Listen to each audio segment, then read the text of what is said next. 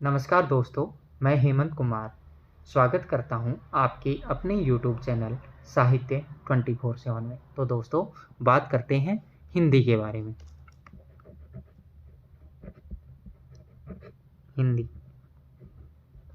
हिंदी बहुत ही सरल विषय है दोस्तों। यह भाषा है।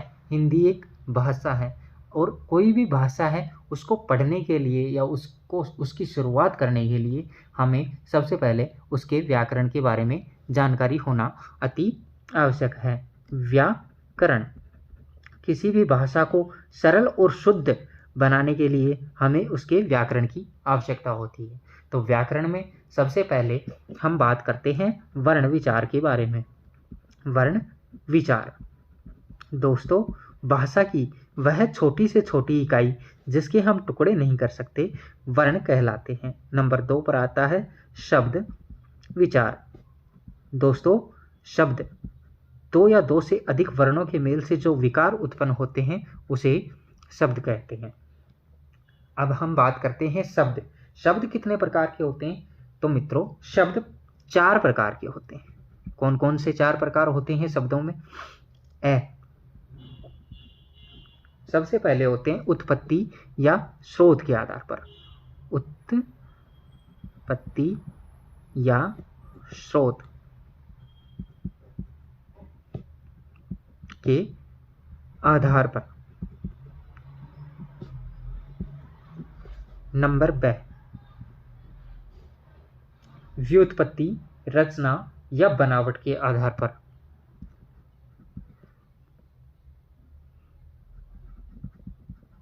व्युत्पत्ति,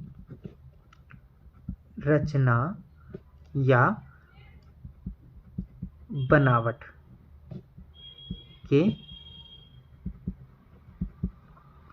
आधार पर। नंबर 3 होते हैं रूप परिवर्तन के आधार पर।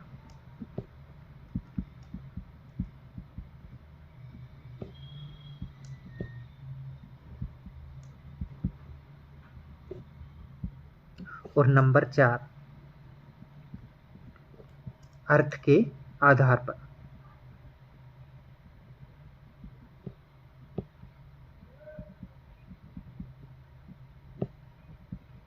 अब हमने शब्दों के प्रकार पढ़े हैं। सबसे पहला होता है उत्पत्ति या स्रोत के आधार पर शब्द। दूसरा होता है व्युत्पत्ति, रचना या बनावट के आधार पर शब्द। नंबर 3 पर आता है रूप परिवर्तन के आधार पर शब्द। और नंबर 4 पर आता है अर्थ के आधार पर शब्द। तो सबसे पहले दोस्तों, उत्पत्ति स्रोत के आधार पर, उत्पत्ति या स्रोत के आधार पर शब्दों के प्रकार होते हैं 5। इसके कितने प्रकार होते हैं? 5। नंबर 2 व्युत्पत्ति, रचना या बनावट के आधार पर जो शब्द होते हैं वो कितने प्रकार के होते हैं? 3 प्रकार के होते हैं। नंबर 4 रूप परिवर्तन के आधार पर जो शब्द होते हैं वो कितने प्रकार के होते हैं? 2 प्रकार के होते हैं। और नंबर 4 अर्थ के आधार पर शब्दों के प्रकार होते हैं 8। दोस्तों, इनके बारे में हम चर्चा बाद में करेंगे। तो सबसे पहले हमने वर्ण विचार, फिर उसके बाद में शब्द विचार, और नंबर 3 पर आता है वाक्य विचार। वाक्य विचार। अब 2 या 2 से अधिक शब्दों का जब सार्थक मेल होता है उससे जो विकार उत्पन्न होते हैं उसे हम वाक्य कहते हैं। तो मित्रों, हम जब भी बात करते हैं एक दूसरे से, अपनी भाषा के जरिए किसी से अभिव्यक्ति करते हैं, तो हमें एक वाक्य की आवश्यकता होती है। हम अपने विचारों को किसी दूसरे को समझाएंगे तो हमें मतलब वाक्य की ज़रूरत महसूस होती है। तो दोस्तों, ये 3 प्रकार के शब्द होते हैं जिसके ऊपर हमारी पूरी व्याकरण टिकी हुई है। तो दोस्तों, हमने सबसे पहले हम बात करते हैं शब्द विचार पे।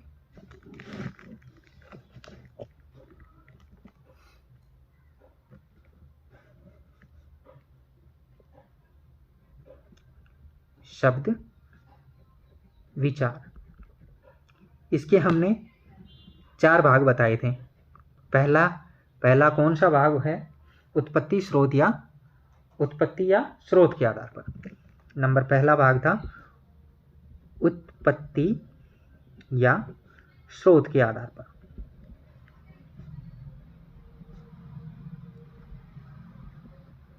उत्पत्ति या स्रोत के आधार पर। इसके भी प्रकार होते हैं, कितने? 5। कौन कौन से होते हैं?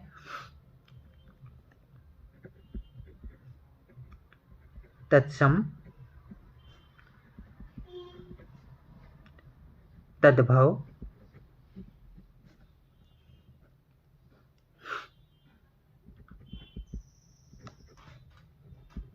देशज,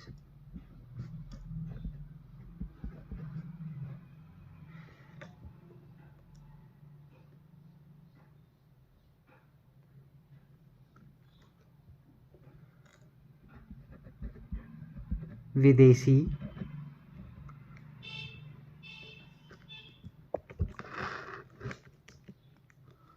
और नंबर 5 शंकर।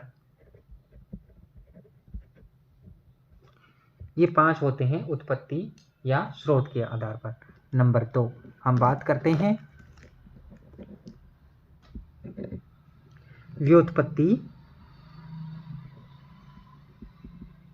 व्युत्पत्ति, रचना या बनावट के आधार पर।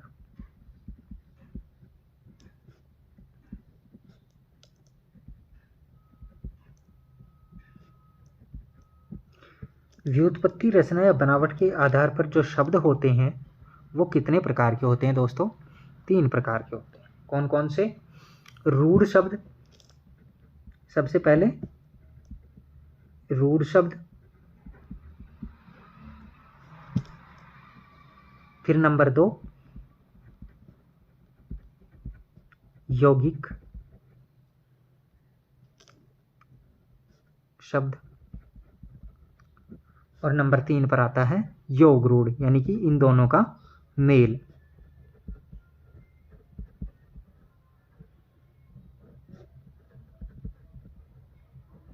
अब नंबर 3 के ऊपर बात करें तो रूप परिवर्तन के आधार पर।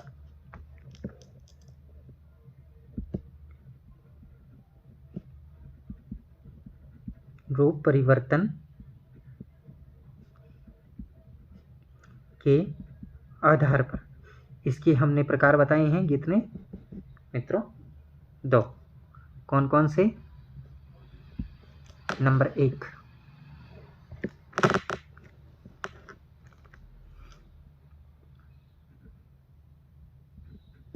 विकारी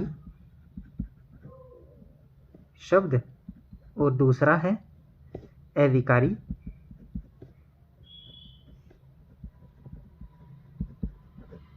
या अव्यय। अब इनके भी प्रकार हैं मित्रों। अब विकारी शब्द कितने प्रकार के होते हैं? विकारी शब्द होते हैं 4 प्रकार के। 1 सबसे पहले संज्ञा, सर्वनाम, विशेषण,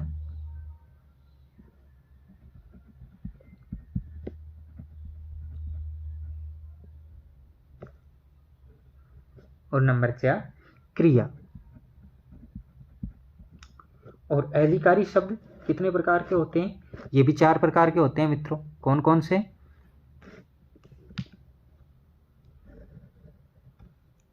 नंबर 1 क्रिया विशेषण,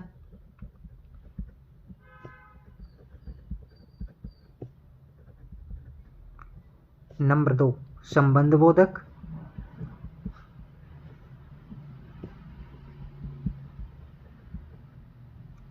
और नंबर 3 समुच्चय बोधक,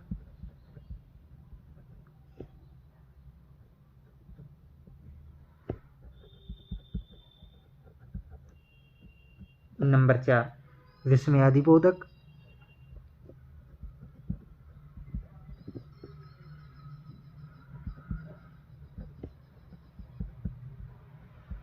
ये भी 4 प्रकार के होते हैं। इसमें एक अलग से चीज होती है जिसे हम बोलते हैं निपात। इसके अगर हमसे प्रकार पूछेंगे ना कि अव्यय कितने प्रकार के होते हैं, अव्यय 4 प्रकार के होते हैं, लेकिन ये जो निपात होता है यह भी अव्यय में ही आता है। तो दोस्तों ये हो गए हमारे रूप परिवर्तन के आधार पर शब्द। अब इसके बाद दोस्तों हम बात करते हैं अर्थ के आधार पर शब्द। नंबर 4 था ना हमारा।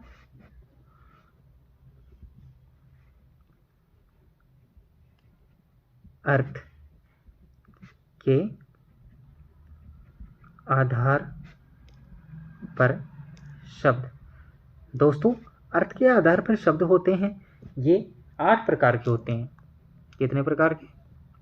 8 प्रकार के। कौन कौन से? एकार्थी शब्द सबसे पहले।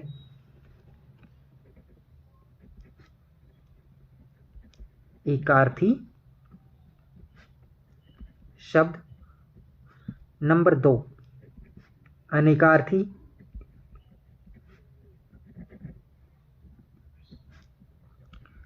शब्द। नंबर 3 पर्यायवाची।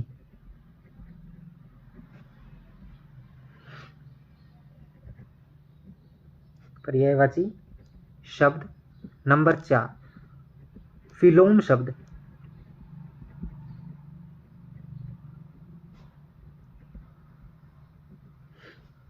नंबर 5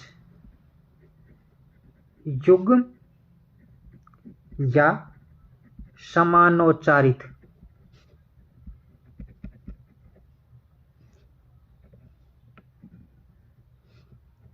शब्द। नंबर 6 शब्द समूह के लिए एक शब्द।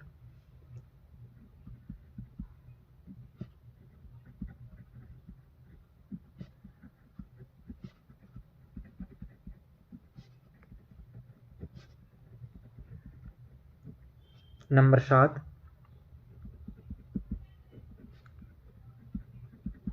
समान प्रतीत होने वाले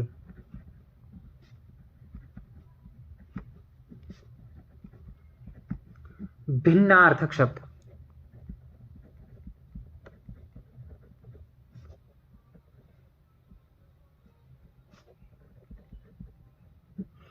नंबर 6 समूहवाची शब्द। नहीं, नंबर 8 सॉरी, समूहवाची शब्द।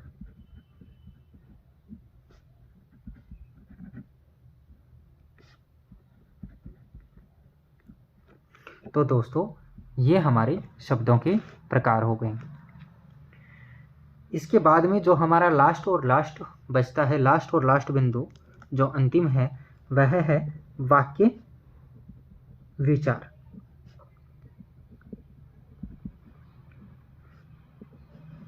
तो मित्रों अब हमने सबसे पहले क्या किया कि शब्द बनाए हैं, उसके बाद में वाक्य बनाए हैं।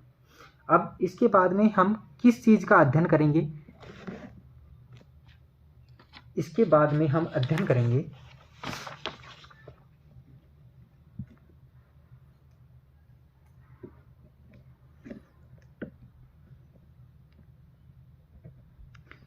संधि,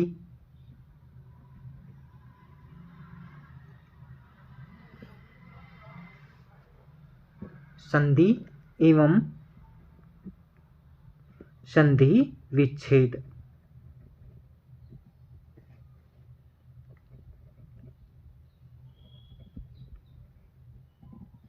इसके बाद में समास और समास विग्रह एवं समास विग्रह। इसके बाद में प्रत्यय, फिर उपसर्ग,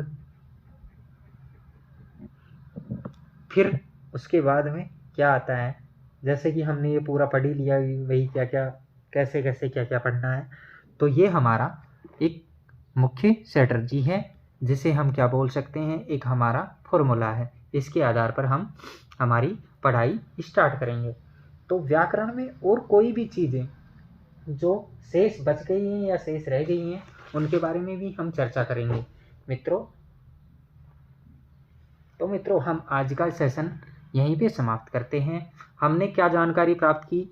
आज हमने जानकारी प्राप्त की कि हम क्या क्या पढ़ने वाले हैं, किस तरीके से क्या क्या चीज़ें समझने वाले हैं। दोस्तों, शुद्ध अशुद्ध शब्दों के बारे में जानकारी प्राप्त करेंगे। ठीक है, अशुद्ध वाक्यों के शब्द रूप, विलोम शब्द, समानार्थी व पर्यायवाची शब्द, अनेक शब्दों के लिए एक शब्द, कहावतें, लोकोक्तियों के अर्थ, उसके बाद में रचना एवं रचयिता, वर्तनी की सामान्य अशुद्धियां तथा शब्दों के रूप, शब्दों के स्त्रीलिंग, बहुवचन, किसी वाक्य में अन्य लिंग में परिवर्तन। ठीक है, मुहावरे व उनका अर्थ, भाषा पल्लव, वाक्य भेद, बोली, भाषा, विभाषा, मातृभाषा, राष्ट्रभाषा जो कि भाषा का विस्तार है उसका अध्ययन करेंगे। शब्द निर्माण, रचना के आधार पर और अर्थ के आधार पर हम स्पेशल ही पढ़ेंगे। इसके बाद हम उसके बाद में क्या पढ़ेंगे? काव्य शास्त्र। काव्य शास्त्र, काव्य शास्त्र, काव्य क्या है? जो किसी भाषा के अंदर जो लिखित चीज़ें होती हैं, जैसे कि भी हमारे जो महान कवि हुए हैं जिन्होंने काव्य की रचनाएं की हैं, अच्छे अच्छे ग्रंथ लिखे हैं, बड़े बड़े कहानी, उपन्यास, कथाएं आदि चीज़ें जो लिखी हैं वो एक काव्य है। काव्य में हम सबसे पहले क्या पढ़ेंगे मित्रों? हम पढ़ेंगे रस। और रस में क्या क्या पढ़ेंगे? परिभाषाएं।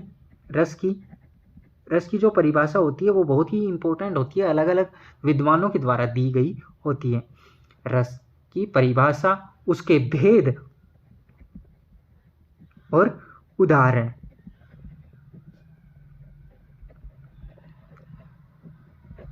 उसके बाद में नंबर 2 के ऊपर आता है छंद।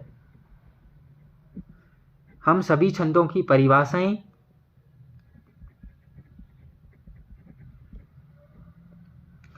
उसके भेद और उनके उदाहरण। इसके बाद में हम काव्य की परिभाषा, काव्य के भेद और काव्य के भेद। इसके बाद में हम नंबर 4 पर पढ़ेंगे काव्य गुण। उसके बाद में नंबर 5 पर पढ़ेंगे काव्य दोष। फिर हम शब्द शक्ति,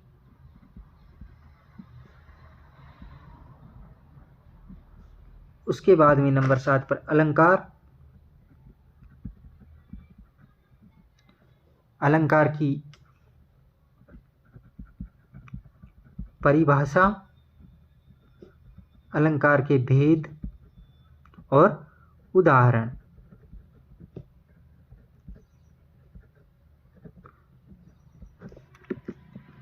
काव्यशास्त्र में हम इन चीज़ों के ऊपर चर्चा करेंगे मित्रों। इसके बाद में हम हिंदी साहित्य के इतिहास को लेकर भी चर्चा करेंगे। उसके बाद में हम पत्रकारिता जो कि अभिव्यक्ति का माध्यम है उसके ऊपर चर्चा करेंगे। कुछ हिंदी की महत्वपूर्ण शिक्षण विधियों के बारे में चर्चा करेंगे तथा कोई भी एक क्लास कंप्लीट होने के बाद में हम उसके महत्वपूर्ण प्रश्नोत्तर के ऊपर भी चर्चा करेंगे। दोस्तों, हम आज की यह क्लास यहीं पर समाप्त करते हैं जिसमें हमने जानकारी प्राप्त की है कि हमें क्या क्या पढ़ना है। तो दोस्तों, मेरे हिसाब से तो हिंदी की महत्वपूर्ण जानकारियाँ मैंने आपको बता दी हैं, शेयर करती हैं।